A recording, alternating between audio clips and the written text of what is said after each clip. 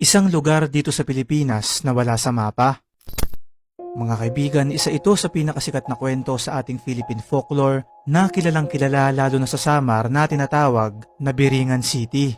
Kung titignan ang mapa ay hindi natin ito matatagpuan dahil ayon sa kwento ay hindi ka raw makakapunta dito dahil ang tanging paraan lang ay kapag napili kang kunin ng mga pinaniniwalaang engkanto, espiritu, laman lupa at mga duwendeng nakatira dun sa lugar.